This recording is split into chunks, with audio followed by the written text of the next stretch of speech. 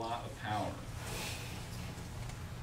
have limitations on those powers. The United States Constitution, Ohio Constitution, Ohio statutes. They have limitations on their authority. And elected officials, I know we have some in the room, I don't want to offend anybody, have a tendency to believe that they've been elected czar of their little jurisdiction and they have no rules under which they operate. And the reason that COAST exists and has this legal function is to remind them that there are legal constraints on their authority. And we have the tools, and they're very powerful tools. I was talking to somebody earlier and I said, you know, we have a problem with a lot of elected officials, not all, I don't want to broad brush anybody, that they can be haughty, arrogant, you know, whatever. But when you take an elected official and you sit them in front of a federal judge and they have to account for what they are doing, there is no feeling that is more satisfying than that. And all of a sudden they get real contrite. But until then they weren't going to listen to you.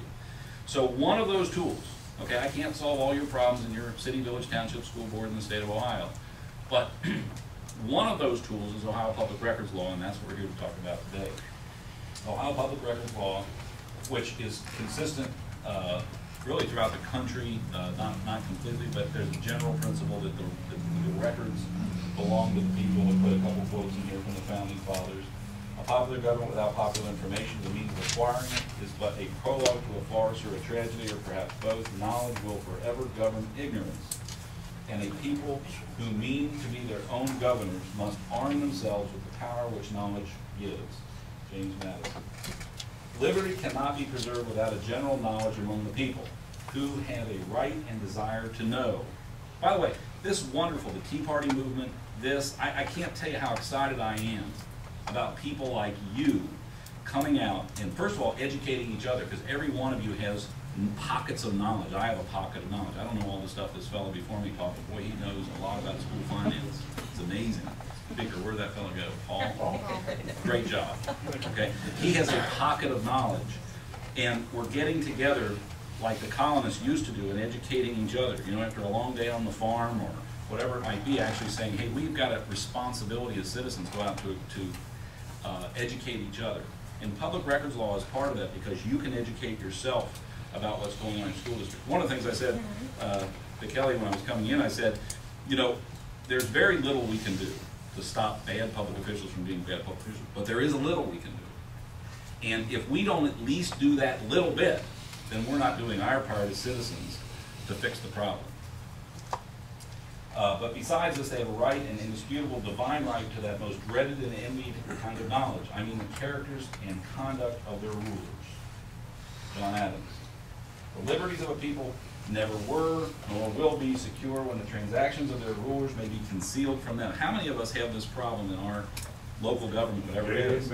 How much stuff is happening behind closed doors they don't want you to know about? To cover with the veil of secrecy the common routine of business is an abomination in the eyes of every intelligent man.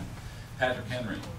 We have judges, unfortunately, who don't understand these principles I'm teaching you, who go in on public records law cases, and they're contemptuous of us for harassing our rulers in the way that we do. Why don't you just go away and let them do their job? Information is the currency of democracy, Thomas Jefferson. Let the people know the facts and the country will be safe, Abraham Lincoln. Democracies die behind closed doors. When government begins closing doors, it selectively controls information rightfully belonging to the people. Selected information is misinformation. Free Press versus Ashcroft. Funny story about that case, Free Press versus Ashcroft. That dealt with public trials. And we had a public trial case up in Akron, or Toledo. They were having secret public trials on their red light cameras, so we sued them over it, said there should be open trials. The trial court judge on that case heard us. We had a preliminary injunction hearing, and he said, I don't know if you know or not, but I sat by designation on the panel that heard this case. So he was promoted for a day to serve on the Court of Appeals, and he actually wrote the opinion that dealt with the very issue that we were arguing. It's kind of fun. And we said, yes, Your Honor, yeah, we read the discourse. We knew you helped write that, yes, sure.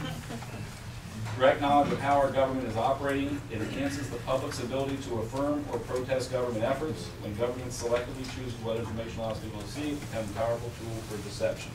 So, kind of give you an idea, this is not a minor issue. This is the core of our democracy that we as citizens are knowledgeable about what our elected officials are doing, we question it, and we can act on it.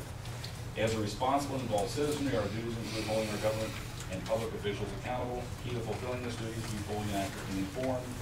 The way to prevent errors of the people is to give them full information of their affairs through the channels of the public papers and to contrive that those papers should penetrate the whole mass of the people. Thomas Jefferson. Argument on that one, okay? The public papers today are absolutely biased to the point where you can't trust them. Well, they know our elected officials. I'll give you an example. We're fighting a horrible situation down in the city of Cincinnati. They're going to spend $110 million to build a streetcar that's going to go 6 blocks from Government Square to over the Rhine into Finney Market and back. They promote this on their website by saying that, can you imagine the day when you can park at Fountain Square, take the trolley to Finney Market, and come back? I said, well, who the hell would want to do that? There's a parking lot right next to Finney Market. You could have your car about 8 feet from where you get your groceries. Now you have the opportunity to park 6 blocks away in an underground garage, take the trolley up there, come back, and carry your groceries to the parking garage. And pay $10 for parking. But one of the things that they did from day one, they knew we were going to use public records law to access the trolley records, so they made no records. There is nothing that's intelligible. Every time we ask, we gobble it back, because by design, they knew we'd be asking for records, so they make as few records as possible for us to get. Wait a minute. If a school board is a public entity elected by the people, I looked in the Ohio Revised Code, and there are certain records they have to keep. Yes, they have to keep mandatory records.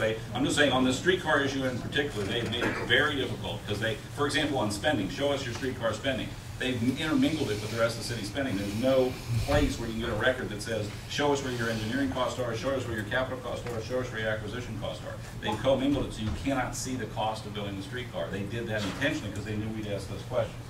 At common law, there was not a right of access to the public records. The rule in Ohio is that public records are the people's records. Remember, this is really important. You own those records. It's not like we're trying to get somebody else, the court, to give us someone else's records. They're your records. You just want to see them. And that the officials in whose custody they happen to be are merely trustees for the people. This is so hard for these rulers many times to understand. It's not your record. It's my record. Let me see it.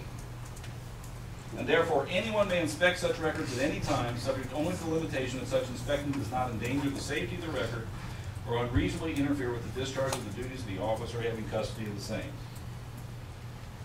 Public record means records kept by any public office. Record includes any document, device, or item created or received by the way, this is really important because there are documents that might be in the city email system, for example, that aren't public records. You know, you send your kid a birthday card, a Hallmark or whatever. That might not be a public record. It doesn't document the organization, function, policies, decisions, procedures of the office. So there are times there are records that aren't not necessarily in the custody of the public body that aren't public records. I'll give you an example. Cincinnati Public Library had the first levy ever on the ballot, either last year or the year before. And they used their email lists that they had assembled from their customers over many decades, a decade, I guess email's been around 2 decades, for 2 decades, in that campaign. So they took the email list and asked those people to vote for the levy, or gave it, I think they gave it to the levy committee. So we wrote to them and we said, as a public record, we'd like to have that list also. They said, you can't have it, it's not a public record. We decided not to sue on that issue because we didn't think we would win. Tough call. It's probably not a public record because it doesn't document the policies, decisions, procedures, and other activities of the office.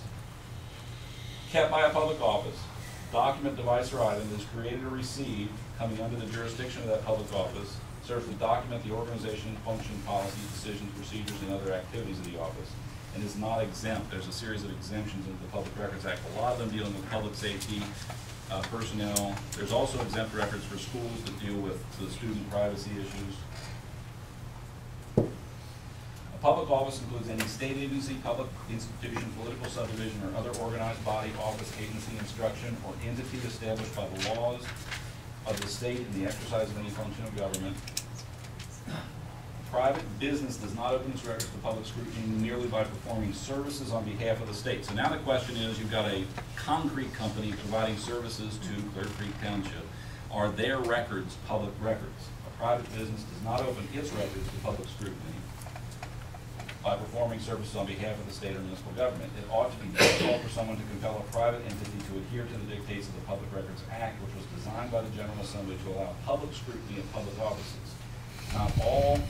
Not of all entities that receive funds that at one time were controlled by the government. However, there are some private entities whose records are subject to public records law.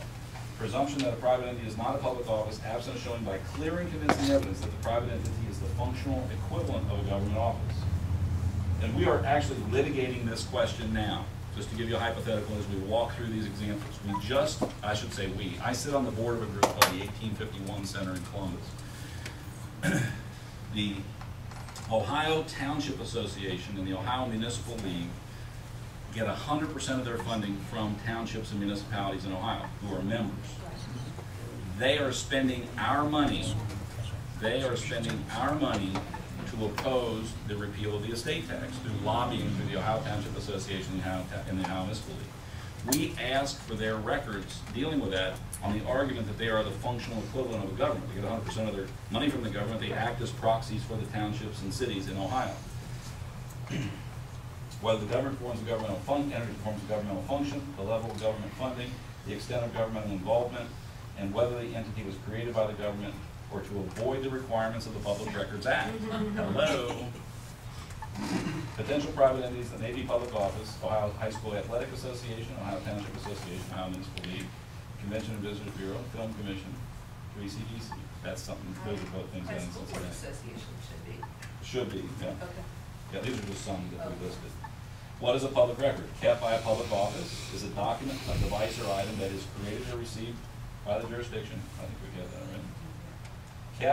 Kept is a past participle of keep, which in the context means preserve, maintain, hold, detain, or retain. We're arguing a case right now down in Claremont County. I did depositions on this Thursday. This guy was throwing away, he's lying under oath. He said he didn't maintain timesheets. But yeah, this is a great story.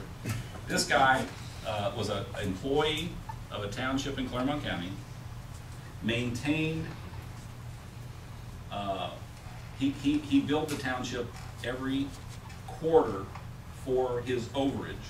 So once he billed over 277 hours in a quarter, he got paid $75 an hour up to 100 hours of overage. And every month he got to the 100 hours of overage. Or every quarter he got to the 100 hours of overage. He billed the township in 1/100th of an hour increments. Lord. So his timesheet would say, I had this quarter 542.36 hours. Okay? I took his deposition on Thursday. He has no records at all. We said, we would like to see your timesheets. How'd you keep your records? He says, I don't have any. So we sued him under the Records Act for not giving his timesheets. I said, well, how did you calculate 254.56 hours? He said, well, on my visor of my pickup truck, I had a piece of paper. And each day I had one number on it. So on the first day of the first quarter, I'd have 4 hours. And then I'd throw that piece of paper away and I'd add that to my next day. So the next day would be 7 hours, 4 plus 3. And then the next day, I would have 4 more hours. So I'd throw that piece of paper away and I'd have 11 hours. Okay? So that's what his argument was. So I said, now, I'm looking. So at any particular time, you only had one piece of paper. Right. And that one piece of paper only had one number on it. He said, right. And I said, well, that's really interesting because at the end of the quarter, you billed for January, February, and March time, and you had a subdivision to the 100th of an hour for each January, February, and March. But you only kept one piece of paper with one number on it. That's right. Well, at the end of the quarter, how did you remember what portion of that 542.43 hours was January's? He said, well, I remembered it. And how did you remember March? I remembered it. Or February. And how did you know March? Well, I just subtracted what I remembered from January and February to the 100th of an hour. Now help me out, if you're my judge, would I win that case? Yes. If you're on my jury? Thank you. But he's going to argue, they're going to argue that that's not a public record that's kept because he didn't keep it, he threw it away. Materials provided to the board members while interviewing finalists for superintendent position were not public records. Materials were returned to the finalists at the conclusion of the interview. This was really a scam. Based upon the language of the revised code, the documents requested by the other party did not constitute public records because neither the board nor the private company which contract to assist the board kept the materials. So the finalists would bring in their resumes, they would look at them during the interview, then they threw them away at the end, or gave them back to them at the end of the interview. We didn't keep any public records. Since and you talk about intentionally trying to evade the public. I mean, does any business do that? Well, you give me a resume and then I'll give it back to you at the end of the interview? Well, Chris, just to be honest, our legal counsel told us to do that on occasion. Out here? Oh, on the board? Yeah. Well, I mean, So, you should say no. You should do it. Really? Why should you conspire to avoid the public knowing your business? board members need to hear this kind of stuff. I'll come out. Let me know. Anywhere, wherever 2 or 3 are gathered, I will be there. Since the definition of public records requires that the public records be kept by any public office, the requested materials are not public records. After county-approved settlement agreement, the original and all copies were returned to a private attorney who had been provided for the county by an insurance company. The Supreme Court rejected the county claim that because the county no longer kept the settlement agreement, it was not bound by the Public Records Act. The private attorney acted as the county's agent and still had possession of the records, and therefore the settlement agreement was subject to the Public Records Act. So we've covered kept, now we're going to talk about public office. I'm sorry, now we're going to talk about to document the organization, function, policies, and decisions. Document the decisions. The Ohio Supreme Court has construed this to include anything a government unit utilizes to carry out its duties and responsibilities. However, does not define a public record as any piece of paper on which you write something. Does not define a public record as any piece of paper received by the public office that might be used by that office. A trial judge's personal handwritten notes made during the course of trial are not public records. Unsolicited letters sent to a judge attempting to influence the decision in the sentencing are not public records. Now, not exempted. We're going to talk about the exemptions. Means a record kept by any public office that does not mean any of the following. 27 specific statutory exceptions. Medical records, trial preparation records, confidential law enforcement records, records of the release of which is prohibited by state or federal law. Statutory exemptions to public records are strictly construed in favor of disclosure. Burden of demonstrating the application of exemption to a requested record is upon the government. Most common mistakes, the most common mistakes when I'm helping people, by the way, if you email me, and I'll put my address up at the end of this presentation again, if you email me, I will send you our form letter for public records requests. We say several things in there. First of all, I'd like a copy of these documents, a list of documents. If they're over $30 worth of copies, call me first, and you can lower that to 10 or raise it to 100, whatever you want, but don't go make me a semi-bill and tell me I owe you $800. And if they're available electronically, give them to me on a CD, because that can be a whole lot less expensive and a whole lot easier to search if they give them to you that way. What are the mistakes that people make? The biggest mistake I see people, amateurs, make is that they ask questions as opposed to asking for documents.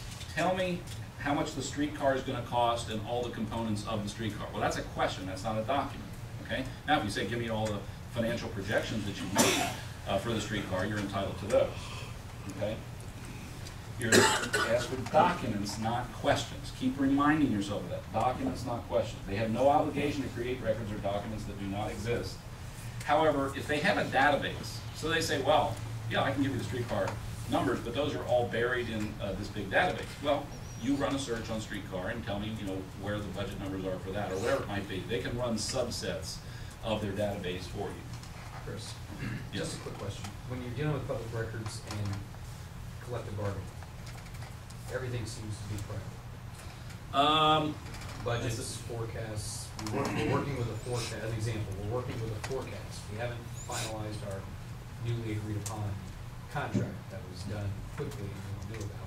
Therefore, we can't give you the numbers of the forecast yet. Is this the one they rushed through before Senate Bill 5? Yes. Yeah. If it's a document and it exists, I believe they have to produce it. Now, there are confidential negotiations, but this is after the contract's signed? No, this is before. This is a working document of a. I still think that's a public record.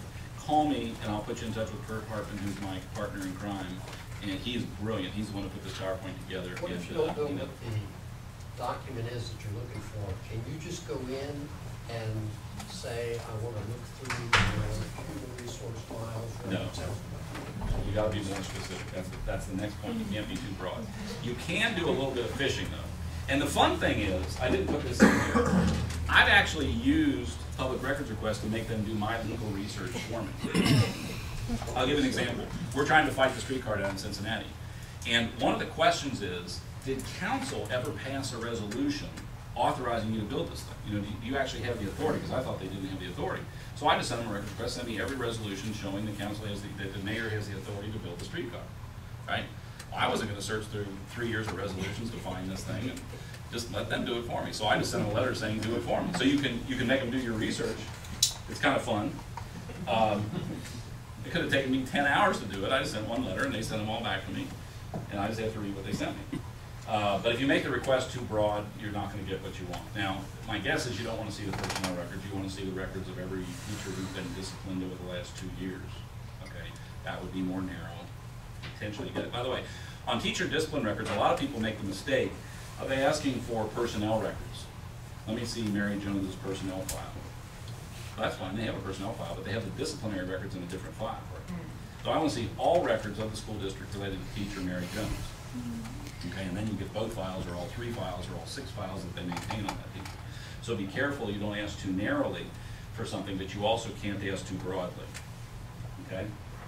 I had a client who was denied a permit for a swimming pool because they said it was a side yard, he said it was a rear yard, and back and forth. So he sent them a letter saying, I want to see every file from everybody who's been denied a swimming pool permit for the last 2 years. They said they weren't going to do that research for him. I think they're right. They don't have to go digging for that particular piece of information. The other thing is, and this is a strategy question for you and what you want to do and accomplish, but I do, you know, I want to spend as little time as possible on public records requests. And the biggest problem I have when clients call me is they've asked for a record and they ask for it again a different way, and then they ask a third time a different way. And right before they call me, they've asked a fourth time for the same record. We ask clearly once. I never ask again. Now, if they call me for clarification, I'll give them clarification. We never ask a second time. And then after 30 days, I sue them. I don't talk to them. I don't beg them, nothing. And it's amazing. The city of Cincinnati, I do requests to, I probably do 5 a month to the city of Cincinnati. About half of them, they just don't respond to at all. About half the time, I just sue them. I just had one a couple months ago.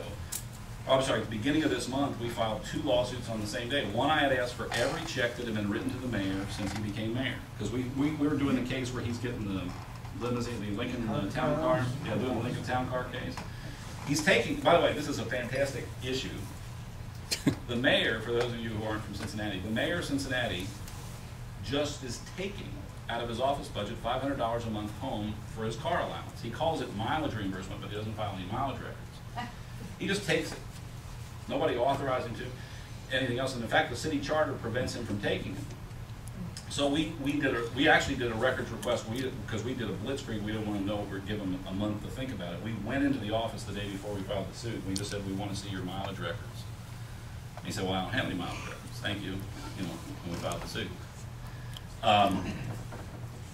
So remember, you can send a letter and you can wait a month to get copies, or you can just walk into the public office and say, I'd like to inspect them right now. They have a reasonable period of time, but it's very powerful. I had a building permit thing last Labor Day. My client was really trying to get this building permit because he wanted to get a driveway in. And the city was screwing around. One office had to send a piece of paper to the other office before we could get our permit issued. And the lady at this office said, I sent it. This office, the woman was out of town, Labor Day week, you know, couldn't get a hold of it. So I said, screw this. I got in my car. I went down to the front desk. I said, I want to see that piece of paper right now. I want to see it.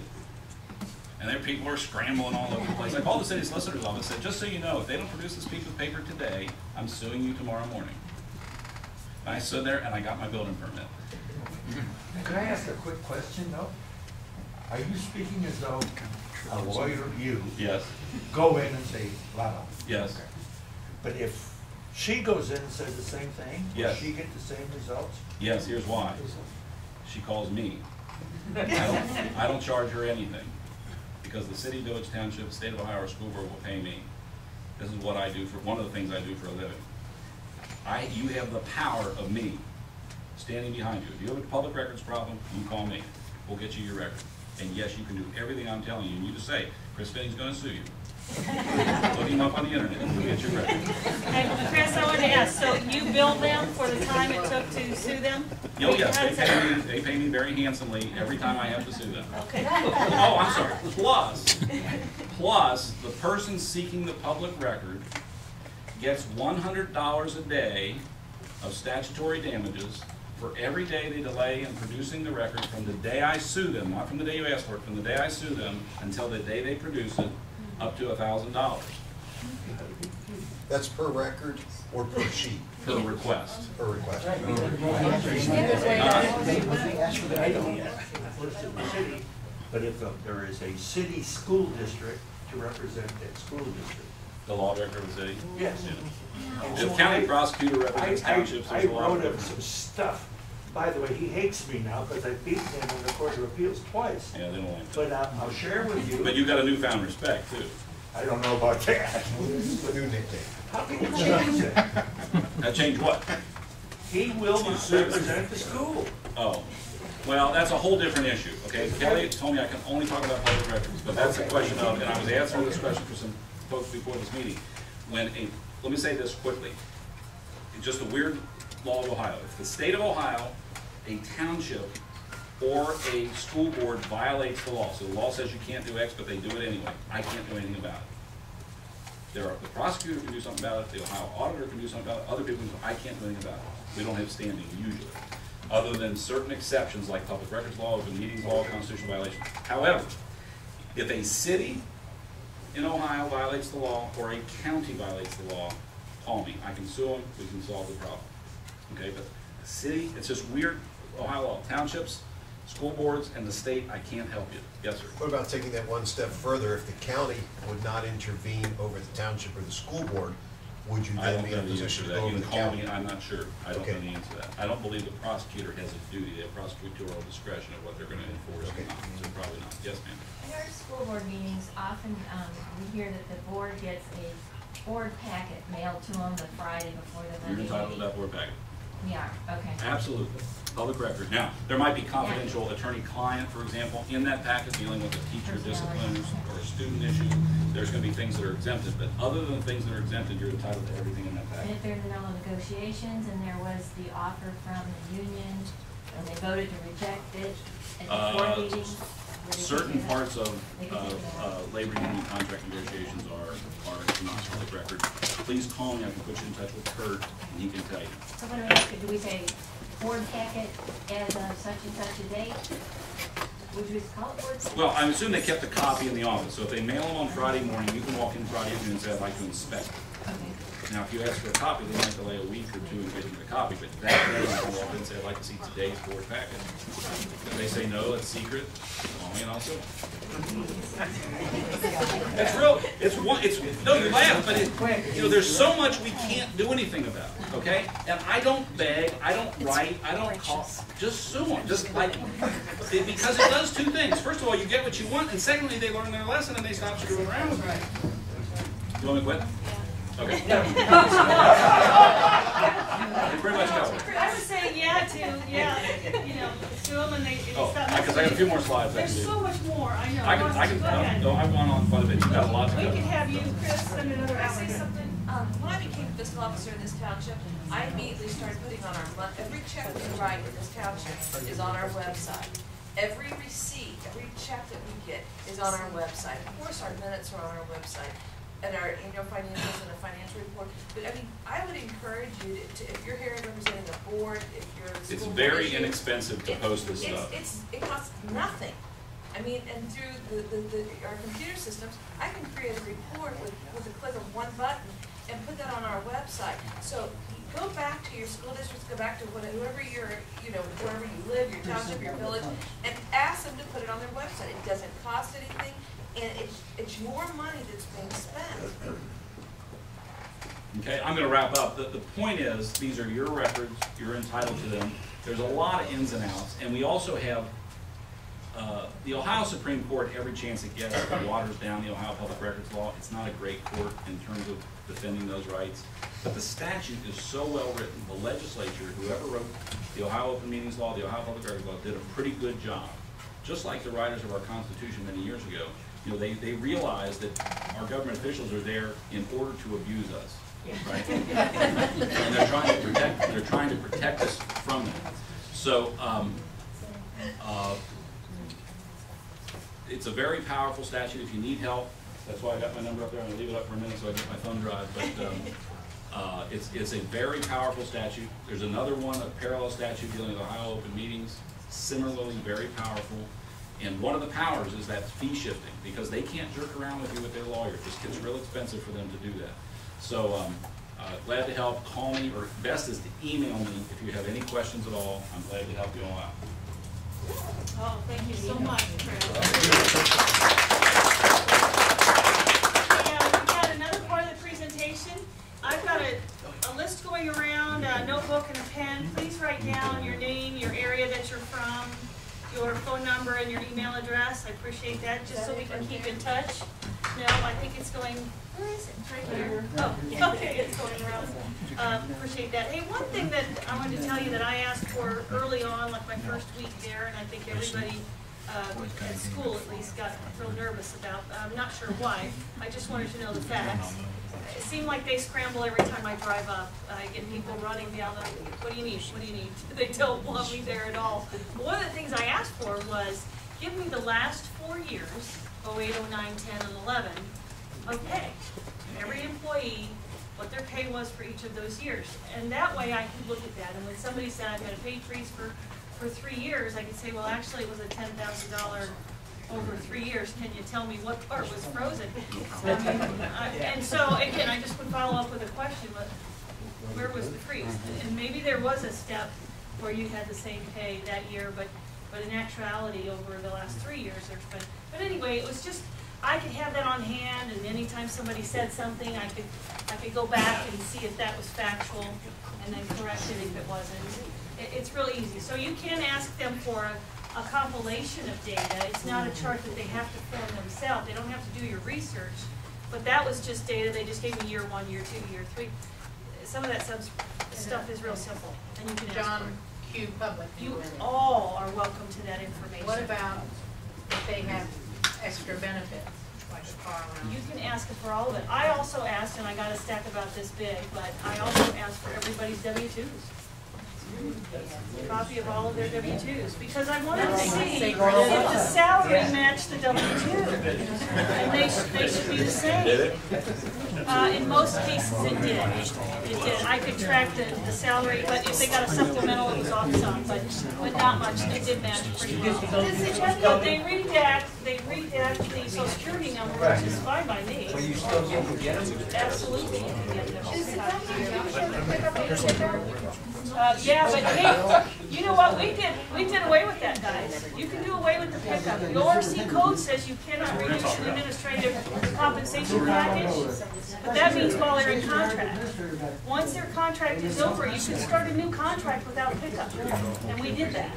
Our administrators are not happy, but I just keep saying it was a bonus that we were able to afford for a while, and now we're not able to afford that. So we got to take that off. That is on the W-2. Pick up and then pick up on the pickup. That's just this nice bonus that we can't afford anymore. That's how I say it. So we have removed it. We're removing it as 1/3, 1/3, 1/3, because they got that pickup as 2%, 2%, 2% for a number of years. So I think, backing it off in a percentage makes sense too. So nobody is So many people I've asked don't know what a pickup is. It's a nice little bonus, isn't it? But we're going to let Rich will talk about that, but he's got about 45 minutes here. Talk about what? Pay and benefits and Oh, yeah. Are you gonna talk about? We're gonna talk about some good stuff. Rich Hoffman is from Lakota, like I said, Lakota School District, and he's simply a community member who really wanted to educate this community. So he has worked very hard. He's on 700 WLW quite often, if you ever get to listen to Doc Thompson. He's very informative, so I really appreciate you. Doc's my new best friend. Good. He's good. Yeah. He's awesome. Yeah, he's awesome.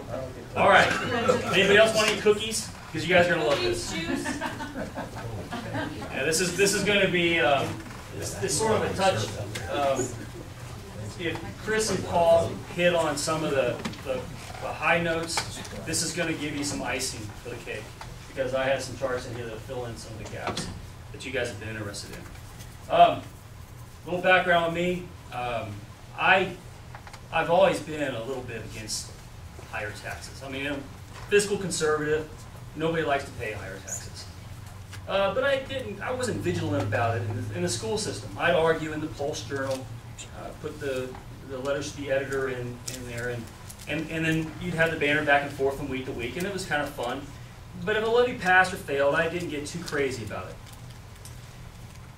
Until I started paying attention to some of the finer points. We passed the levy back in 2005 after a lot of contention. And a couple of years later, the union went, the threat to strike. They came, it was over pay and benefits. They wanted higher wages, and they packed the school board hall like they always do, and they lobbied it. It was a form of radicalism that really kind of shook me, because some of the money from the levy increase had just kicked in. So it was suspicious, and I didn't think that a levy should have been passed, should have been requested so soon thereafter. So anyway, on the last, we had a levy attempt last May, and then again it failed, and then again in November. And about August, when they announced they were going to do it, started looking at things, and we started having the banner on the Pulse Journal website, where they have the little comment section at the end of the articles. And I noticed that there were people who worked the comments. There were representatives, I guess, of the EOA, or OEA, that were shouting down anybody who spoke out against the levy. And I noticed a pattern that seemed strange to me. So one of the things I do for a living is I handle profit loss responsibilities for my occupation. So I'm always looking at that kind of thing. It's my job to make sure that the company I work for makes money. So if I take the same rules and apply it to the school system in my community, there are some things that come up. So that's why this is called the hidden budget factor. The reason why it's hidden is it's actually the biggest piece of the pie. Everybody in here who's representing your various districts, every single person, your district is, it's 75 to 80% of your total budget is wages and benefits. But nobody talks about it. First thing you attack is busing and all that kind of stuff. So if you do a little digging, which is what I did, you find out this trail that I'm going to show you here in a minute. But as you've probably heard, it's been a big media topic. We have a new superintendent. Our last superintendent, when I realized what was stacked up against the community, and that putting signs and trying to use the paper wasn't going to work, because the paper obviously they like to get the school stories. They're very close to school board members, so they tend to lean that way. And they'll put you in the paper, but they won't give you a whole lot of press. So I contacted WLW back September, Scott Sloan, and asked him if I could go on, which we'll talk about that here in a minute. So it's been I've used them, they've used me to sort of had a nice banner back and forth. Every time there's a Lakota issue now, I go on. And it keeps everybody honest, because it's a form of media that nobody controls. The establishment of the Ohio Education Association, they can't do anything about it. So it gives, it's sort of balanced the playing field a little bit. So when we first went on WLW, our superintendent quit. He didn't like, he quit within a week of me going on WLW. Now whether that's we were in the middle of the levy campaign, and he just resigned. And what you find out with some of these superintendents is that this is a pattern of behavior. When things get too hot in a community, they tend to shuffle off. Everybody says it's not about the money.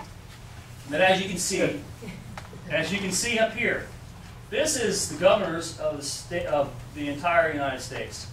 Highest one there is 206. You got a couple here. Iowa's 130. Ohio is 144. I think Casey's a little higher than that. We just hired our superintendent, Lakota, at $165,000. And that's supposed to be a bargain. Now, I've questioned this for quite some time, and I think everybody in here has questioned, what's a superintendent do? Are they CEOs of a corporation? Is that their function? And they'll tell you they are. What's interesting about these superintendents, and if you, a few months ago, it was May, Channel 9, I was part of an IT investigation with Channel 9, and we looked into this double dipping situation with these superintendents. And there's a lot of them all over the state of Ohio that's doing it. Kevin Bright, of course, at Mason was doing it. It's Sycamore, it's been going on everywhere. But yet these superintendents say it's not about the money. It looks like our new superintendent, but I think we have some people here from Pickerington. She's a double dipper from Sycamore. And this is coming so fast. I mean, this news just occurred. People have been feeding me information. But what I put together so far is it looks like she's getting 66% of her salary from Sycamore. Add that to her 165, and then she's making 231 right now, taxpayer dime. That's a lot more than these governors that run entire states. Now, if it's not about the money, then what's it about? Because when she turned 55, which is her retirement age minimum, she's out of there. She jumped right off the ship and onto another one. I guess she went to Pickerington. And she rode that, and you guys have a levee, and I guess it's kind of hot up there. So she's jumping out off the ship like our guy did, and now she's down with us because, to be honest with you, at our last school board meeting, our school board said that we were close to balancing the books. After all the things that they had talked about, they just hired a new treasurer, and they were trying to keep a nice political spin on things, and they didn't want another bloody campaign against us. So they knew I was there, and they said, we're close to balancing the books. We may not need to have a levy this time. What they were really doing is they were fishing for her. So she thinks because we're in a better situation than Pickerington is, I guess she can ride it out. I mean, I'm just guessing here. She might be a nice lady. I'll meet her. She's not, don't worry. Okay, well, then she's going to get You're going to have a nice long conversation. I can promise you she's champagne. Okay, so anyway, there's a situation. Now, our school board paid 50 grand to look for her. And of course, she's right up the road. You guys probably drove as far. You guys We would have drove brought that her far. down for you. We spent $50,000 of our money. That's the cost of a teacher, a low-level teacher. That's the cost of a teacher to find her. When you say right down the road, how many miles is that? Pickerington? From Lakota? It's 100 miles to the river to Grove City.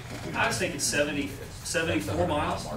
And I talked about this on the Doc Thompson show the other day. We were having a great time with this. Is her background a former school teacher? Yes. Oh, yeah. I'll get to her here. Next Let slide. me ask a general question. Most superintendents, I think, are former school teachers who've been lifelong members of the union. Exactly. How in the world can they, in good faith, negotiate salary Hey, you just and represent the taxpayers? Amen, brother. Preach on. You're right. And you're right. I'm going to show you. At 3 o'clock in the morning last night, just a second. You guys are going to love this. At 3 o'clock in the morning last night, one of my guys from the North Dakota, he stays anonymous, he sent me an email. And he got a copy of her doctoral thesis. He had sent it to me. And I'm going to show it to you here in a second. I'm going to show you what she said. And this is back in 2001. She was, at Sycamore. Anyway, this is what this is basically. We had this guy here, and him and I were talking. And he was actually pretty much an innovative guy. He was the assistant. When the other guy heard me on the radio and just said, we're out of here. I'm going to Florida. He stepped in and took over. And Ron was actually a pretty good guy, and I actually liked his price. $105,000 compared to $151,000, which is what the other guy was costing. $105,000, 6-figure salary for something like that, I think, that's probably reasonable. That's not so bad. If that's the top, that's okay. he was very clever in some of the things he did. I thought he was going in the right direction. I have no idea why they spent that money to get her. It doesn't make any sense to me. And in the way that this guy here, this is the guy from the firm, he was floating to the community as they did this search for 6 months. Now our district operated with just him for 6 months and did pretty well. Like I said, we're close to being in the black now. They miraculously found all this money they didn't know they had. But he was floating around that if he wanted the kind of candidate that we were talking about, a business guy that's going to come in here and keep costs, manage costs the way that we were talking about, then it was going to cost us $300,000 for a superintendent. And of course we went on WLW and talked about that too. And we had a good time with it, and a lot of people seem to enjoy that broadcast. Because it's crazy. They is the Board of Education. School board. Yeah, our school board, our elected officials, the same ones who, even though they're supposed to represent us, they're the ones that wear the little levy pins around every time they go to pass a levy. Aren't they hired Sammy Shango for the guy on the bottom left? Beautiful. They hired him Yeah. for $50,000. $50,000. He made one recommendation only? Well, he supposedly scoured the nation for a candidate.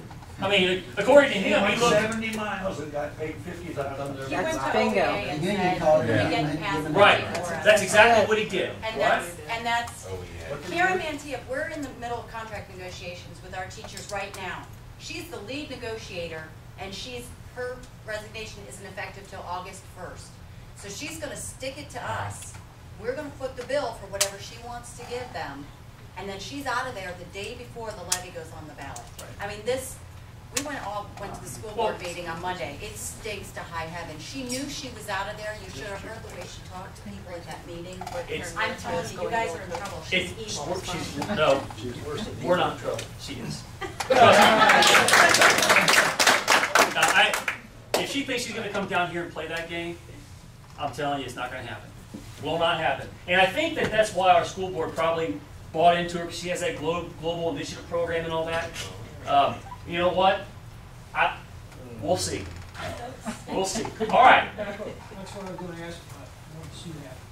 The verbiage up there. Which verbiage?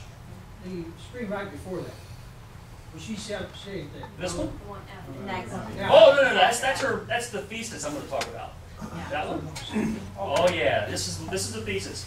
This came to me last night at 3 o'clock in the morning. I got it this morning. You're kidding. No, I just edited it down so you guys. I don't want you to read the whole letter. It was the whole college paper, or for a doctorate. As you can see, this was done in 2001. Available to us through the net somewhere? I'll make it available to you. Do you have an email address? I'll give it all to you when we get done here. Okay, and so you can send it out. Oh yeah. I took this down to kind of give you an insight into her mind. She did this in 2001. And this was her thesis. She was basically did a topic on shrinking pool of superintendent applicants. She says it's frightening, the lack of eligible or interested people looking to that position, she said. The number of superintendents that can retire or have already retired is staggering. Baby boomers are leaving with no replacements. The shortage is here and only to get worse. It's high stress, low rewards, the complexity, the time demands, the conditions of the work itself cause some talented people not to enter the profession. She goes on and on talking about this stuff. And she says, in her research, she says that salary is another reason educators steer clear of the top job. The salary gap between administrators and teachers is closing. There is your difference. There's where the union and the superintendents work together. Because they push for levies to drive up costs. And then they say, well, I'm an administrator. I need to be out ahead of these teachers. Right. Quick question for you. I have been trying to find an answer, some kind of answer. How can the Board of Education have the superintendent negotiate with the Education Association so that they can take care of her retirement? All of her retirement needs are there. You're right. How can they? Because it's all a little game. I mean, we have school board members in here, and they can answer better with you, but their hands are tied for a lot of this. And let me get through the whole thing here, and then we'll talk in great detail. Okay? Yeah, because we gotta cook it here. But at the end, we're going to talk about how their hands are tied and how we can untie them, okay? Okay, good. All right. Anyway, here's the average with superintendent. It's paid nationally. It's 126,000. In districts of 25,000 or more students, it's 170. Lakota has 18,000 students. So this is just little numbers that were thrown out there on that report. When I went on WLW the very first time, now I wasn't looking to pick a fight with the Ohio Education Association. I just didn't like the fact that they were shouting people down on the Pulse website. You know, we're just having a debate here. You know, what's justified, what's justified, what's not here. What's the money being spent on? And the way they reacted was, you are not to even question this. And I know we all feel it. Everybody gets the same thing. And that's why people don't like to fight levies. You don't want to put a sign in your yard. You don't want to say it at the grocery store because it's taboo. No one wants to have that stigma. It's a very negative thing. But it's very healthy to ask the questions. And like I said, you ask it at any company you work for. Everybody who's ever made any kind of money, you work for a company, I've had to answer to employees whether they can work overtime or not. I've also had to ask for overtime when I wasn't in charge of things like that. So I've been on both sides. I understand the desire to make good money, and I understand the management need to control those costs. So if you look at the same eyes, this came right off Lakota's website. This is what we went on WLW and talked about. Now I put up the whole list of all 434 teachers at Lakota that make over $65,000 a year. Now there's approximately 1,200 or so employees in the school system, so there's 434 that make over $65,000 a year. Is that just salary, or is that salary and benefits? That's just salary, just salary. Now, of the $160 million budget, and Lakota's a big school, so that's why these numbers are really large. If you combine their benefits and wages together, it's $120 million out of 160. Everything else, busing and whatnot, supplies, capital outlay, and all this, that's all this piece of the pie here. This is all the cost. Now, when you don't pass a levy and they go cut busing or whatever, they're taking out this little piece right here. Right.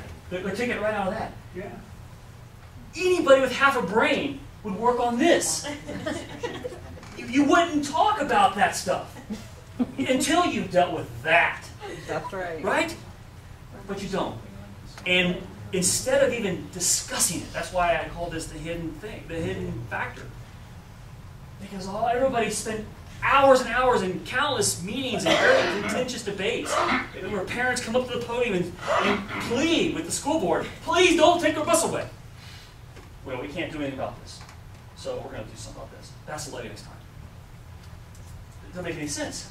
Out of that top number, out of that $120 million, 35% make this amount of money. Everybody else makes that, at under $65,000 a year. Now, during this levy campaign, they came up with this cool idea that they were going to have wage freezes. So in August, they announced, we're going to help you guys. We're going to have a wage freeze to show that we're helping the community. We're giving back. Well, a very strange thing happened.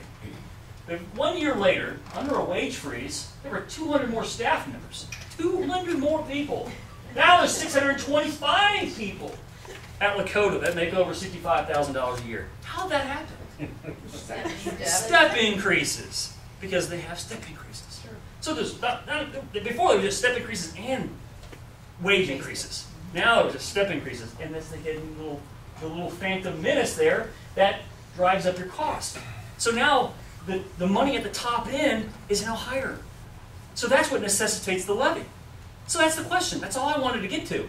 So then what do you do about it? Well, we can't do anything about it. Well, why can't you do anything about it? Well, because we have a contract. Well, why didn't you negotiate the contract better? Well, because we didn't have any leadership. And teachers should be paid more. And that's all they said. That's all they came out with. And that's all they got. I actually had a school board member tell me, what good would it do us to negotiate a contract more favorable to the taxpayers if the teachers wouldn't approve it? That's what she told me. Exactly. That was her logic. Right. And what you have, what you're dealing with here is you're dealing with a monopoly that's funded with taxpayer money. And like Paul said, this is a locally controlled issue. This is something that is one of the very last things of American idealism where we do control this locally, or we are supposed to. It's out of our control right now, though. Yeah. Isn't a lot of that getting fixed by Senate Bill 5, though? No. No. You're about to do that. Yeah. I'm very excited about Senate Bill 5, and that's going to be the closing of this thing, actually. But that's the theory, and that's the fight. That's the battle we're on. They've caught us asleep, and we've all done our thing. You know, we live in our communities. We want our kids to do well, and like I told Lakota, I expect you to reduce your budget, and I expect you to still be an excellent district. What's wrong with that? I'd ask the same thing out of any employee I'd have. I've been asked that to benefit the company I work for. You're expected to perform highly because we give you our kids. You're not allowed to fail. That's not, money doesn't contribute to failure or success. It's the quality of people and the quality of the people in the community. That's the key. It has nothing to do with this freaking number. All right. I don't want to get into this whole long thing here, especially since we're on a time thing. Well, after I went on WLW and I challenged them to come on and debate. Come on and debate what we threw out there. Of course they won't do it. And you know why they won't do it? They won't do it because they can't. They cannot debate the facts. They can't. All they can do is get emotional. Play the emotion card. So what they did with me was once they realized we can't fight his argument, we can't go on the radio and broadcast over 50,000 watts, we can't debate this issue. Now we're losing momentum, so let's break it down. So they hired this guy, David P. Little, to come after me. I do a lot of other things. I do some Wild West stuff, and what they do is they'll pick on anything they can, any character thing that you've had in your life, and they'll try and defame you in some way. So what this letter was a letter that was sent out to all the media. Who hired him? I think, oh yeah, he did. Why bullwhipping? Well, because I work with bullwhips. I do Wild West shows. You should be ashamed of yourself. Well, okay. But when they saw some of my videos about it. So what they try to do is they try to put the pressure on me and make me feel self-conscious about it, I guess. All it really did is just give me some publicity. It doesn't matter. But they hired him to go and they sent this to every media outlet that was out there. And apparently this went to all the big markets, Columbus, Dayton, and Cincinnati. And I confronted him about it. And the reason I put this up here is there's some keywords in here. This is how they manipulate. They have this nice organization, they have this email campaign that they have keywords that get their members to think emotionally. And he uses the same language in here that I'll show you later when we talk about SB5, how they have their bullet points to attack. It's all the same. It's all the same strategy. Using hostile talk radio and YouTube vehicles, this is how they get the teachers in their group to think exactly the way they want them to. Now, this went to media outlets, again, to stack them against me and stop giving me coverage. I asked him, David, buddy, why did you do that? That was mean. That was bad of you. And he said, well, it's all fair love and war or something like that. And then I said, he said, how'd you get it? Well, a reporter sent it to me. And I didn't tell him who. He assumed it was WLW. And it was not. Because he told me he only sent it to WLW. So that's how I know he's lying. Well, I can't say who it is because I'm recording this. And it's a confidential source, but it was a big-time reporter that caught hold of it in his email box and sent, hey man, here, this is going around about you. So I was able to go and address it and beat it before it really hit the thing. But this is how they try to do the character assassination thing. And they've done the same thing with Kasich and anybody who comes out in favor of Senate Bill 5 or any kind of reform. Now the reason they did this is because they can't deal with the real fact that they've got a scam and they expect you all just to be asleep and deal with it. Help me. How does anything that I can read there rapidly have anything to do with your effort with the school board or the school system? Nothing. It's to detract everybody away. They made a Tea Party thing out of it. They said it is clear that the simplistic language and tactics of Tea Party type enthusiasts are now being utilized in these battles. The point of that is to divert everybody, get them talking about me and my whips and my Wild West shows, and I'm not to be listened to. And not to love. Because what they don't know is that I actually do money stuff for a living. And that's stuff I do on the weekends, so I can do both. They try to get you categorized and shut you down. And that's why that's up there. Now, to give you some idea, the kind of person that they sent after me, this is how dangerous exposing their network is. This is who they hired. Look at the credentials on this guy. This guy has a public relations firm or a political consulting service. He's worked for 5 U.S. congressional campaigns: Pennsylvania, Ohio, Kentucky, regional strategist, Reform Ohio Youth Campaign, National Resource Defense Council in Washington, D.C., Alliance in Chicago, Illinois, Progress, Ohio. Oh my goodness. Progress, Ohio. So this is who came after me, and again, it was it's a chance to try and. But this is the caliber to go after a local guy who just is asking why. Why? Why? That's all. And that's what they did to Joe the Plumber. You're right. Well, they did, but I didn't let them, and I'm not going to let them because we've seen what they do. If you try to deal with them squarely, if you try to play fairly, because we're all fair people, otherwise we wouldn't be here. If we try to play fair with them, you'll find that they're just going to crawl up your leg like a cockroach. Because they're sneaky. That's what they do. They're just sneaky. They're little thieves that like to take money and sneak it out from underneath you. You just got to think of them that way. That's the only way to look at them. Because they're deceptive. And I hate to say it, but it's true. I mean, this is what, that's after just a month and a half of campaigning. That's all it was. And that's all it took for them to say, hey, we got to shut this dude up. And it's just Lakota. It's just a school. It's my district. They're asking me for more money. They want me to, there, give us more of this. Well, you're a wealthy businessman. Well, that's what they said. Bend over. And that was supposed to be an insult. But see, that's how they think. That's how they think. If you're a wealthy businessman, you're not for the little guy. They don't mind that you're wealthy. They mind that you're a businesman. Yeah, exactly. You're not a government employee. And the reason they hate businessmen is because businessmen see through it. You don't think, you don't get emotional about, you can't be, because when you fire people and you do things that are hard, you can't be emotional. You've got to look at, here's my spreadsheet, these are my costs, this is what I have coming in, this is life, and you deal with it. If you need more revenue, you find a way to make your product either better, cheaper, or whatever you have to do. And you can't do that in school, because the product is an emotional thing. You have a child, you're teaching them, and that child is supposed to go on and do great things with that education. But that's the product, and it has an intangible value that's hard to put any kind of assessment to. Anyway, this tells you in Lakota, and it's probably the same breakdown for all the other districts. This is what everybody's panicking over. This is where their money for their total budget, that whole $160 million budget, comes from. There's real estate taxes, personal property tax, there's your state foundation, probably some of your federal money's locked up in that, and contributions, whatever else you get. This stuff's getting cut. That's going away because everybody's bankrupt, states are bankrupt, federal government, obviously you know where it's at. This is gone. It has to be gone. There's no other way around it. So what they've done is they've played this game. They've driven up these costs of education so high. And now this bottom's falling out, and they expect this to increase, that to increase, to fill that rest of that pie up. And that's not going to happen. Everybody, that's not going to happen. The money's not there. If we wanted to, it couldn't happen. So they're in for an adjustment of reality.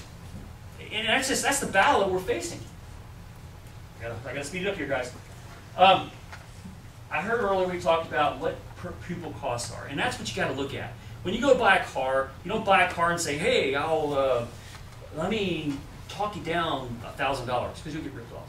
You've got to deal with the overall price of the cost, monthly cost. That's where the hidden costs are. When you get you into finance and they bump up try to get you to buy the warranty and stuff, that's where all the little hidden stuff is. So if you're dealing with school districts, you've got to deal with this per pupil cost, and you have to say, here is the state average, the red number, 10,184. Might be a little bit different, Paul. I know you're a numbers guy. Might be, that's a year old. So it might be a little bit higher than that or lower than that. Probably a little higher.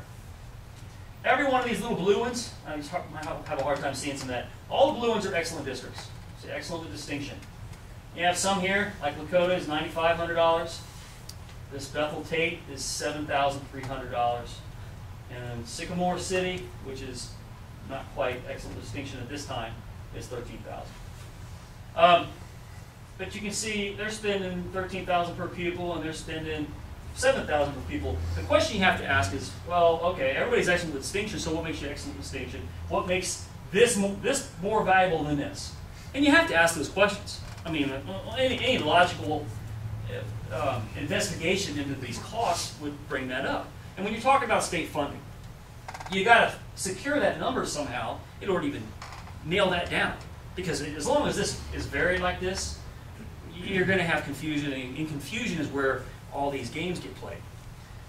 Now, I heard another question during Paul's comments. Who gets what as far as state money? This is what Lakota gets because it's considered an affluent community. It's just $3,400, or $3,465 per kid. And this is Dayton City, and that's Cleveland. And what that is based off of is the affluency of communities. So your poorer districts are getting more of the pie than the ones that are a little more prominent. And that's not going to change even under Kasich. He's already said that that's just something we're going to have to live with. If you want to fill the gap between that number and that number, you're going to do it with your property taxes. That's what you got. That's what you have. That's the numbers you have to deal with. And as a community, you have to figure out, okay, well, where's my happy point? What am I willing to pay for per pupil? Now, we're not even on the same planet with school boards right now. We're talking about that. We can't even have that discussion.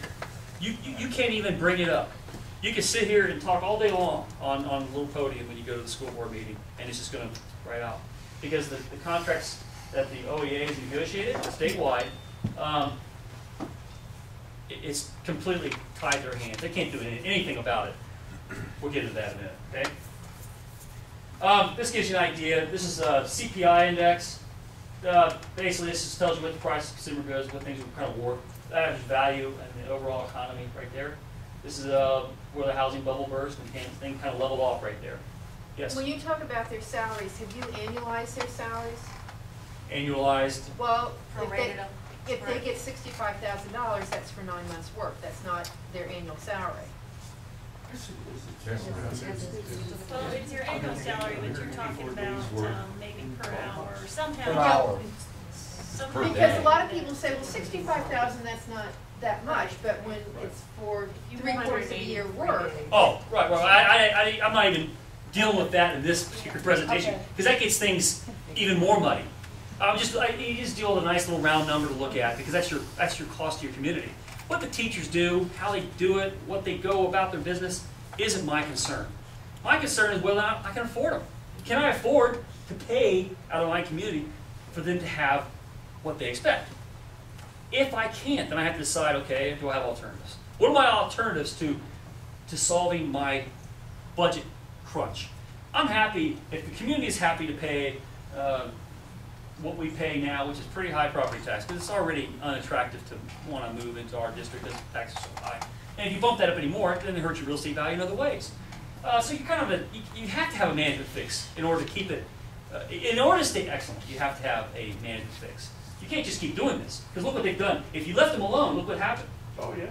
This is everybody else. This is all of us. This is the world we're feeling. And this is what they've done. Now, this right here, this was a fight we had in 2004 to 2006, where we defeated 4 consecutive levies. And I was a part of that. And they finally passed it because people got tired of driving their kids to school. They passed it right here. Look what happened. Instantly went up. As soon as the levy passed and the money came in for that first quarter, that first year, they went, raises resumed, yes? Did you tell them why that bump happened? They actually negotiated the Plan A and the Plan B with the teachers union. And Plan A was, if the levy fails, we're not going to do the raises. Plan B was, we will. And when the levy passed, Lakota wrote a couple $1 million check because they gave them retroactive raises. And there it is. Right there. And that's if that was any other business, that would be a jailable offense. I mean, that's Bernie Madoff stuff. It really is, just on a smaller scale. But the problem is, this is being done behind kids. It's being done behind. They use kids as the shield. All right. Here's the same basic chart, only it has numbers here at the bottom. And this gives you an idea over a 10-year period what the average salary was here. This was 2002, 2003. That was not a long time ago. That was not like ancient history, a decade, a generation ago. That was 10 years ago. In 10 years, it went from 48,000 their average salary to 62,331. Well, not through them. Not through them. And again, there's your CPI growth. That's where it just kind of dropped off, but yet they kept on going. This is a great chart. This is what the average OEA employees make up here. That top bar. This is us, this blue one. This is your average government worker, your postal people, things that, license bureau, that kind of thing.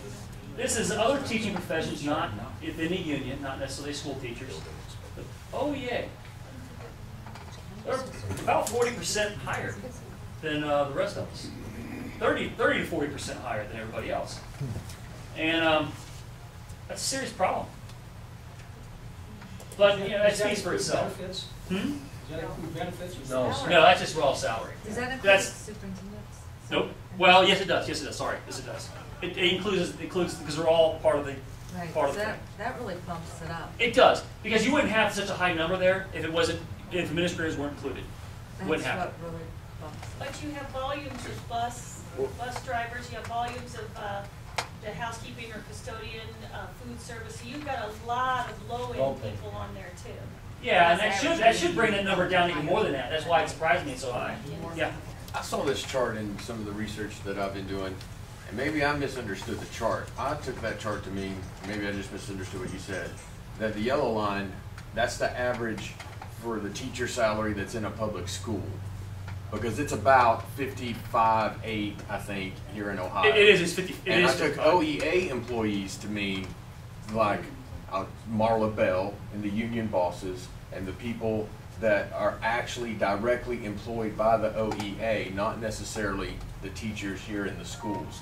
Right. Well, I mean, that does make sense. I was shocked that was such a high number, but you might be right about that. I mean, think that he sounds is- logical. He is right, because when you get out of school and you start teaching, a lot of times your salary after 5 years of school, $50,000, $60,000, you're getting paid $35,000. The last time was the average was 55. So the real culprits here. My brother and sister. My brother's a doctorate, makes $300,000 a year. Right. My sister holds a doctorate. She's a teacher. She makes, after 27 years of teaching, she's making $70,000 a year. So when I sit the two of them listening to them battle, Stevie's the doctor, my sister's a teacher, they both have spent the same amount of money basically on education. Right. He's just as important because he saves lives, he's head of an emergency room. She's teaching children. She makes, 1/3 what he's making. Why is it that his job is so more important than hers? I'll tell you, I'll explain it to you. First of all, you probably need that much education to do brain surgery, open heart They surgery, have and the save same lives. surgery. You do not need a doctorate to teach third grade art. But Ohio, you have to start getting a master's now to teach. No, you don't. No, you don't. 2 years ago, stop. But when they Not were going required. through to get, that was like. Supply and demand. I have a That's PhD why. and I've never made that kind of money that a teacher does. So, but I'm just saying, what is the average salary that we want to do for a teacher? Are we telling them to go to college for 4 years and be happy Well, with okay, $45,000 a year? that's a great Whatever question. the market will bear. Let's let him answer. We got to wrap this up pretty fast, too, guys. The average teacher, the average salary for a teacher, we actually don't know what it should be. He had it right, whatever the market Whatever will the bear. market will bear. And that's when you bring in school choice. I'm not trying to get off your subject. Let's But find you bring in out. school choice, and a parent in Springboro, or in the Springboro School District, where we are now, if they want to drive their kid to the Lebanon School District and to take them to Lebanon High School because it's such a much greater school, then they ought to be allowed to do that. You're right. If they want to take their kid to a Catholic school, a Baptist school, a Mormon school, or an upside down Martian school, whatever they want, and that money should follow that kid to that school. But At that's that my- point, okay. you will start to see the salaries come back down to what the market will But that's bear. my point. We don't know what their salary should be because there is no competition. Right, and that's So where the debate first case is. is, we have to get competition to find out if the doctor's willing to get, or they're willing to give the doctor $300,000. And let me Or- ask you about these contracts, the union contracts. Or Teacher is, we do pay guys working in the insurance company, and we, I mean, a lot of welfare. Taxpayer money. Our welfare Right. system is emergency rotations coming in, that's our tax dollars. and get Finish, paid Rich. that. That's why socialized medicine doesn't work either. Go ahead and finish. If these, if teachers union and the school board cannot reach an agreement on a contract, they've reached an impasse, then this goes to arbitration. And then you have to live with what the arbitrator says.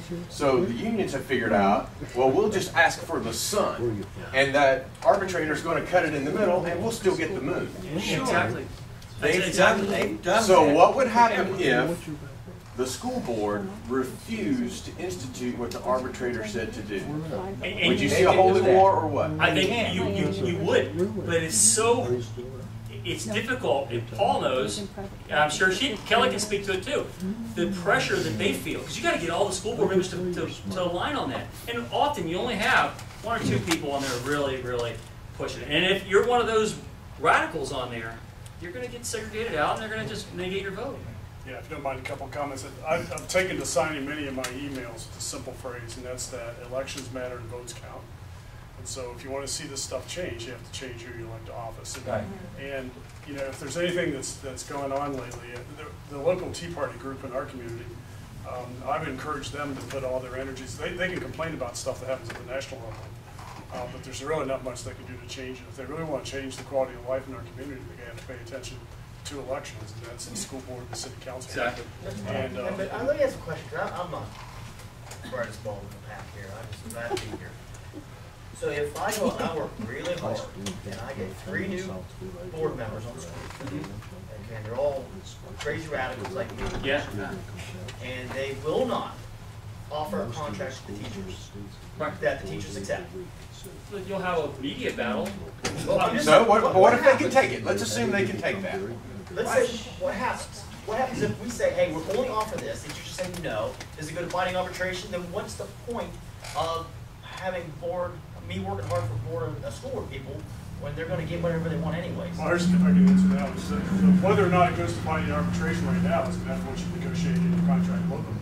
And so I'll go back to elections matter, votes count. That's what I'm saying. If I work on the school board, if I go out and I work like a dog, and I get my 3 school board people on there, I have control of the school board. The school board says, we're only going to offer this. School teachers say, you guys are loons. There's no way I'm doing that. Okay.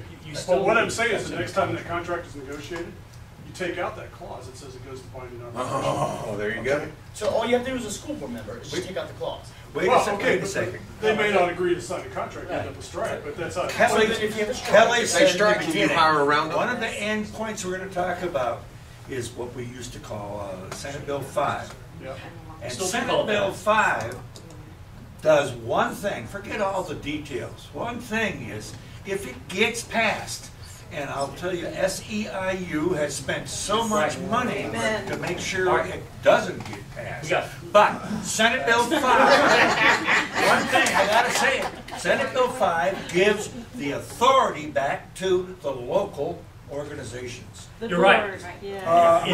I'm not sure the latest amendment to it does. That's what I've seen. That's right. There's a lot of amendments on there that, right now what we have to do, and it has been watered down from what it was, but we have to defend it. Okay, and that's going to be a big thing. It's passed right now, but they have their 700,000 signatures. They got all their members to do it, so we got to go defend it. And here's why. And let's get away from this thing. This is 1940 to 210. This shows you manufacturing jobs are gone, but government workers went up. Government workers are teachers. This is what Senate Bill 5 will do for you. This is how much it was projected to save based on a Columbus dispatch. That savings is in giving boards ability to negotiate contracts once all of them expire. I've talked about the 10-80-10 rule, but I don't have time to get into that right now because I want to talk about something else.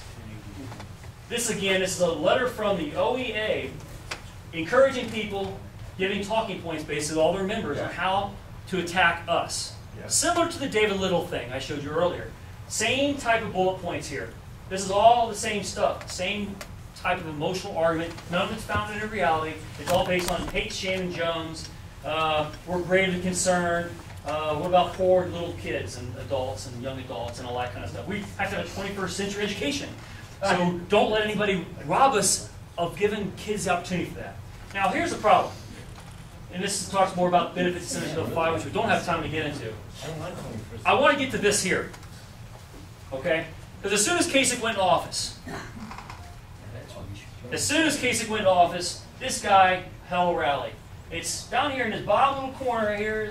It's this guy's name right there. See right there? That guy. He ran on the Socialist Party ticket. And you notice the kind of words he uses. For good jobs, schools, and public services. And he was out there, and he was one of the first organizers against Kasich. The guy hadn't even been sworn in yet, and he was already rallying against him. Because they knew this was coming. They knew how to attack the situation. That's the kind of people who are behind, even right now, this We Are Ohio group. Now, all the people who are involved in all the unions, they are not socialists. No. But the foundation, the people who plant the seeds in the ground, a lot of them are. And they sympathize, because this guy had 25,000 votes. So they're out there. And they're radicals, and they plant the little seeds, and they know that people who are making good money off this stuff are going to go their way because no one wants their livelihood jeopardized. But the roots are right there. Okay, so when you hear this thing about Ohio, whatever, We Are Ohio, it drives me crazy every time I hear that term because they're out to attack Senate Bill 5 and get it repealed so they can preserve all that. And Senate Bill 5 gives these guys a fighting chance, to bring these costs under control. Because until that happens, he can plug numbers all day long. And he can try, and he can be happy about it, but he's not going to be able to inflict any real community value to saving the school system and really making it a valid enterprise. All right, it's almost 5 o'clock, so I think we've got to wrap it up, don't we? Yeah, and thank you, Rich. Thank you very much. Can you get a copy of that letter the OEA sent, talking points from your website? Give me your letter, your email address. I'll send you, PowerPoints. whoever wants to, Send it to me, and then I can give a call. can you just take my email address and you send it to everybody? And then whoever wants it, I'll send you whatever I have. I've got that, and I can send it out here. Rich. But let me say this, guys, just a couple statistics while you're here.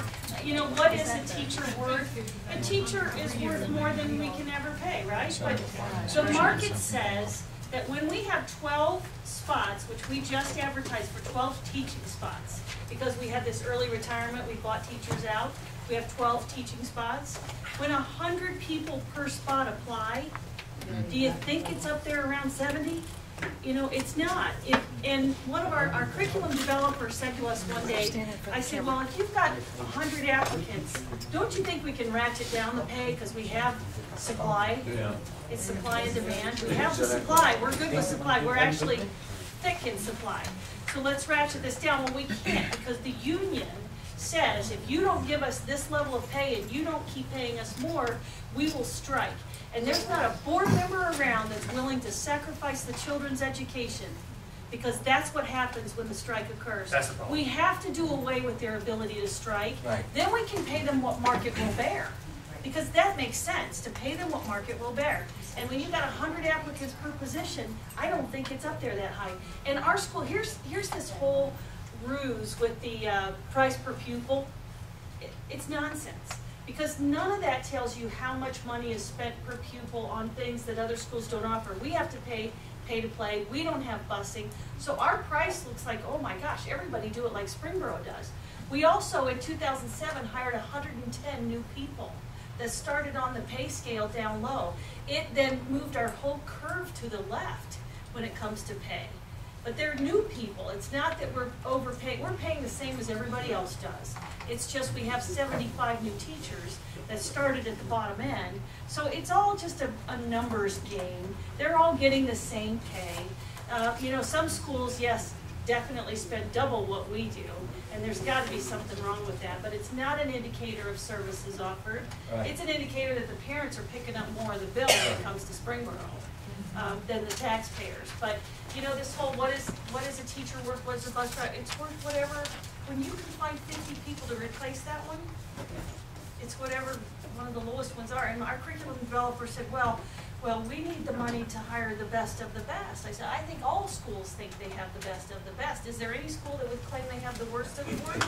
You know, it's not that. And I think out of 100 applicants, surely we can find 40 that are the best of the best. But isn't the teachers that are up like at 65,000, isn't it because they have maybe 15, 20 years of experience behind them? Most of them, I mean, they started at like 25, Right. and they. No, they started 30, 35. But I mean, like 20 years ago, they'd be making 65 now. I don't know. I worked 15 years ago as a And logically professor, so. made a whole lot less And than master's degrees play into that, and they're, but I'll tell you, let me tell you a quick story before we wrap it up. We just had a guy busted for the child pornography case at Lakota, if you heard about that, okay? And he was only in the district for 11 years. And he was about my age, he was in his early 40s. He was making, I think it was $75,000 a year, and he had just started in 11 years. So he had a really rapid rise in what his pay rate was. And Did it he have shocked years of me. experience before that, before he came in from another district? I don't think he did.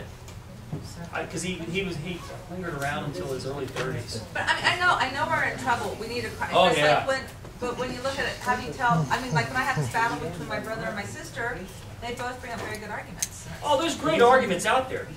It's whether you can pay for them. Yeah, I'm sorry they have all those degrees. I can't No, pay for them. we didn't necessarily say, But the doctors still can I afford to have a master's degree kindergarten teacher? Do we need it? Right now, the way it is, if the teacher goes and gets your master's degree and she's still teaching kindergarten, she gets paid. We don't have a management control to say, you don't really need that. It's not valuable to us. Take it where you can use it. Have you ever spent a day with 25 kids? Oh, I You're not kidding. You pull me into that one. I mean, there's about 30 people here, right? I just make them all kids. We have a good time. Get the coloring books out and have If the fun. teachers are so special, why are they exempt from the antitrust law? I think we all work hard, and it's not, oh, they work harder than them, and they Right, work harder that's the than them. point. It's Why whatever are they market exempt? is there.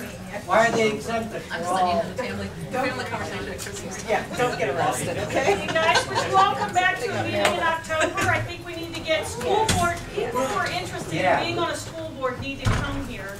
We need to talk to them, we need to give them some strength. Find people in your communities that are interested in running for school board. Have them go to educateohio.org and sign up to be a member. Is that how they do it? Okay, and that way we can contact them and say, hey, there's a regional meeting here again, about October time. Let's get some people on these boards. Yeah, can I get you, you came up to Greenville once, right, and did a great job even though we had a bad situation. Can we get you to come up to Greenville? Can we get you to come up to Greenville? Actually, I go to Greenville. I go to the Antioquia Festival every year. Not as good. I go to the Antioquia Festival. I actually compete up there. You know where they do the quick draw. So yeah. Hey guys, I want to give just one more data fact. This is a political topic.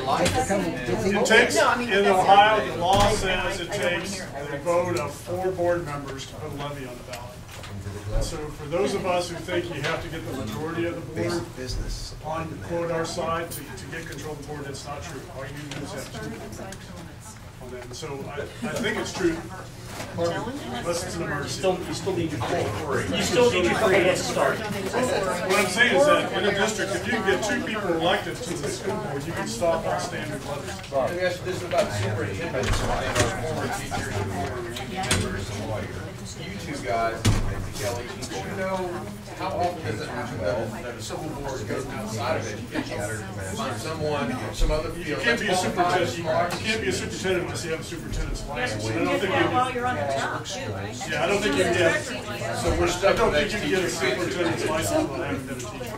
Well, the other thing is, we're a 4-1 board. They often go 4-1. But what I have as a recourse is I make things public. Yeah.